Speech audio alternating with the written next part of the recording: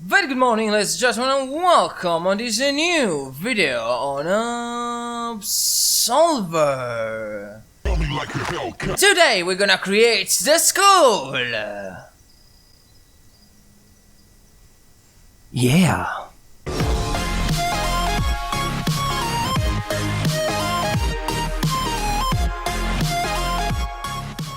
So here we are in our Russian quarters. I'm gonna talk with the MC and finally make the school that everybody asked for. So create school. Yeah, I'm gonna use like normal deck I have. It's the same that I have on the PC. I don't have a gloves deck and I don't have a sword deck made yet. I mean, I have some moves there, but like they're just generic moves.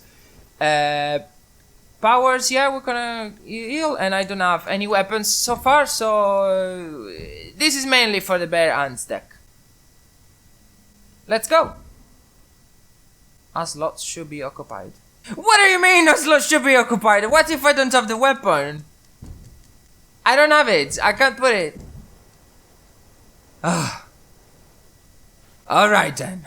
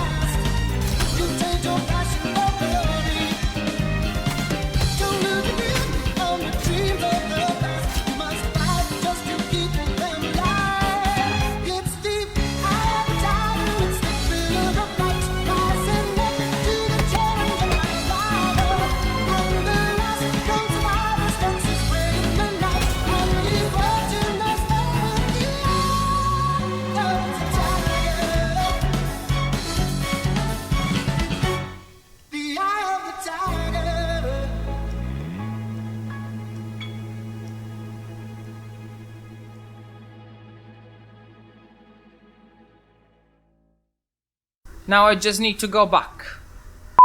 So here we are, back again. Great score. Accept. And now you like it. Done. It's done, guys. Good. Here we are. School ID K0L. And we are ranked 2943 out of 8000 by just being me. Because there's nobody else. But yeah, if you wanna join, feel free. I'm gonna show you my deck now. Because what's the point on having a school deck that is not yours if you don't know how to use it? Good. So this is my actual deck, and I'm gonna give you some explanation of the strings now. I usually start always in my top right stance. This is the stance I use for approach because the first attack is Mill Punch. That covers a very decent amount of distance. If the first punch doesn't connect, the second will. And it's a very good attack because he hits high and low on the vertical line, alright? So if it's low or high, you're gonna catch them. Unless they start with something like body blow, which is like a vertical avoider, you're gonna catch them. And it's very good. Also it's twice, so if they're gonna start in you know, full power charge Haymaker, you're gonna break them. And therefore you gain the advantage. Now this thing is followed by the backhand side kick. I just put it this one because it looks nice, it hits fast, and it will punish them if they try to avoid straight away. So this is actually good if they try to avoid more. And it's an horizontal, so what I did is like vertical, horizontal, and horizontal here. Now the last attack is not the best in the world, because it can be avoided by ducking from Windfall. It can be easily parried because it comes from the same side of the attack right before, I think they can also jump over it, not sure, but still, I like it because it's drunken move and it's quite damaging. It's under 13 damage, and it deals a decent amount of damage and is decent fast, you know. So these strings connect right into my second string, which is low spinning kick from Windfall style. This thing is very good as a starter. Sometimes you need to know when to use it, but it's if they start with something high, if you know they're gonna start with something high, this thing is very good because it does a lot of damage. It's break their combo.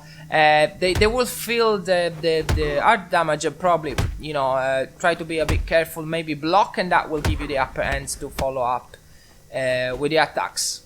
You can use it while under pressure as well, in the middle of the combo, in their combo, to if they throw an eye attack. But it has to be a fair slow eye attack because this thing has a low starting frame, and then you will get it if you try to spam it under pressure. That's not the best to go out of pressure. This is something that you want to use as a starter, or if you know there's a low attack coming, just throw it out and it will deal the job. This kick is followed by ankle stamp and gut punch. They are two vertical stack, but they come out really fast, and then it's very difficult to react on them. So they will most likely react on the ankle stamp, trying to parrying it, because they see your low starter here, and then the ankle stamp comes right after. What you want to do if you see that they start parrying it or avoiding it, just feint it, and then the gut punch will hit them. If you see they parry that, you just feint it and then gut punch, you will hit them 100%. Doesn't matter what they do, unless they are blocking, of course. But like, if they try to avoid you, this thing will hit them because it's very fast and it has a good tracking if it comes out of a feint.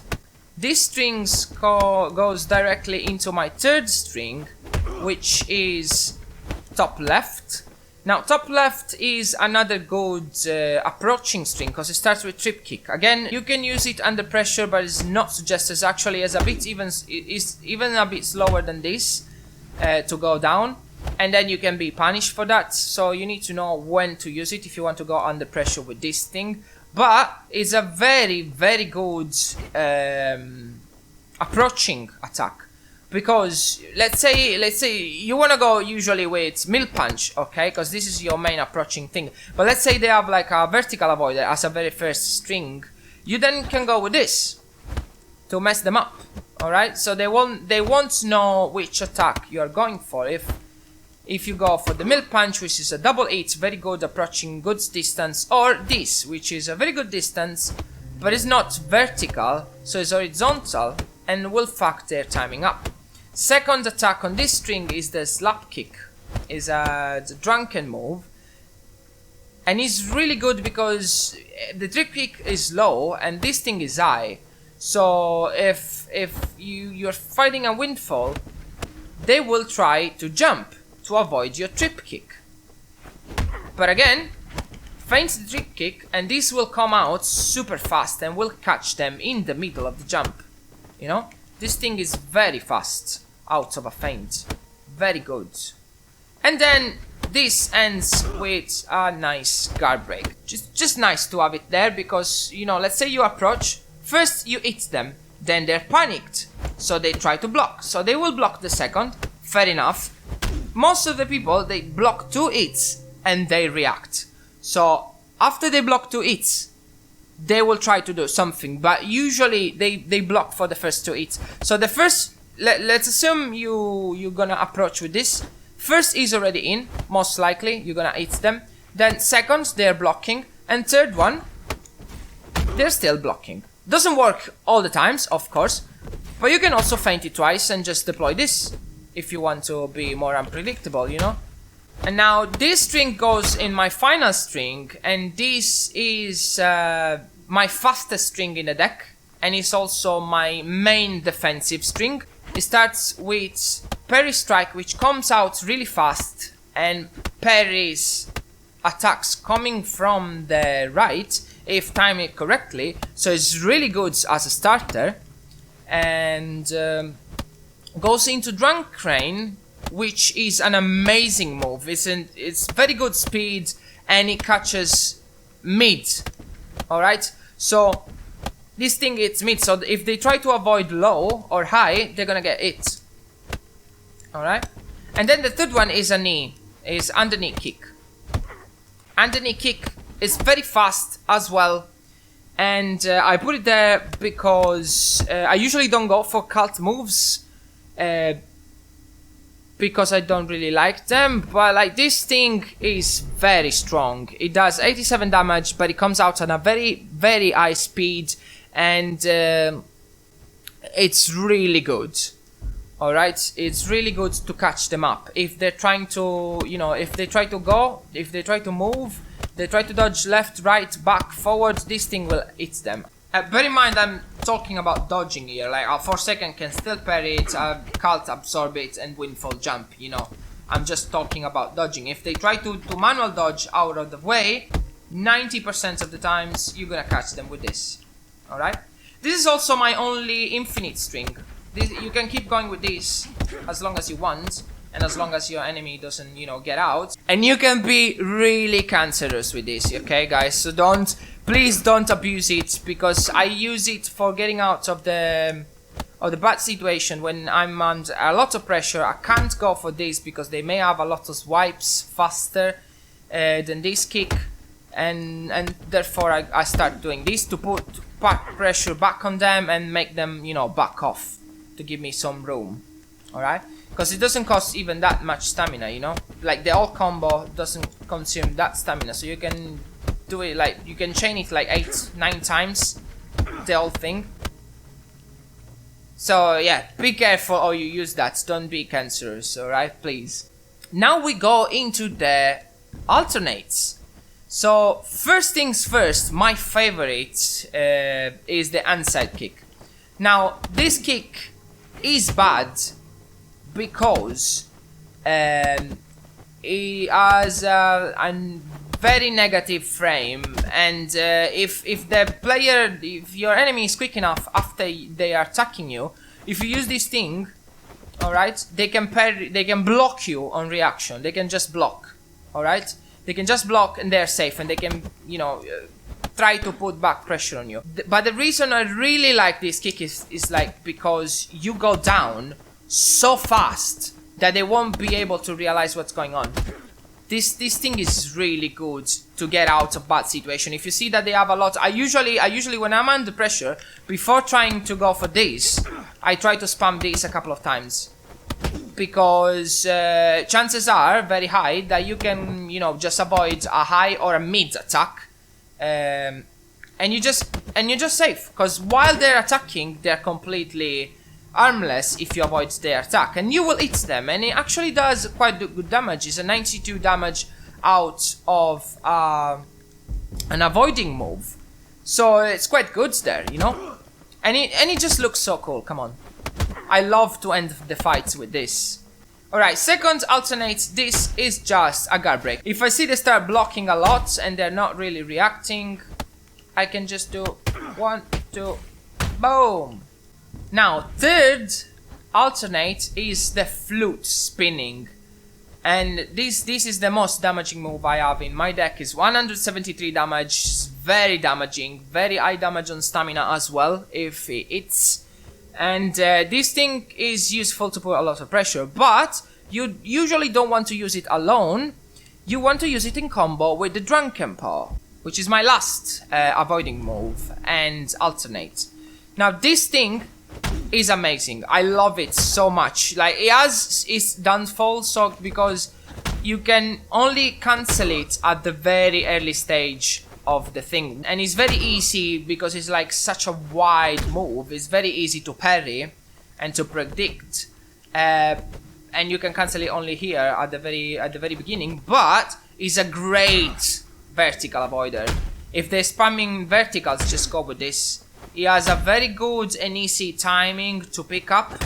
You just need to do it like one second before the moves hit you. Go with this, you're gonna avoid it, and it looks so cool.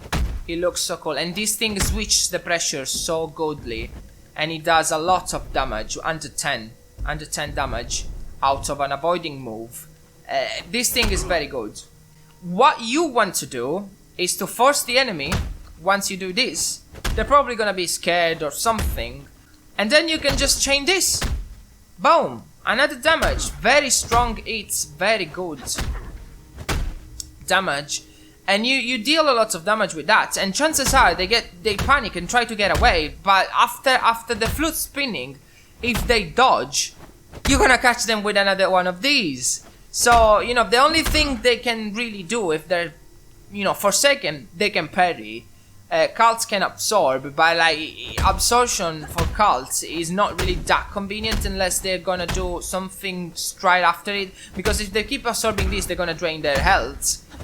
Although they can recover it, yes, but once you do like one of these and one of these and one of these, you can just go back into the normal strings.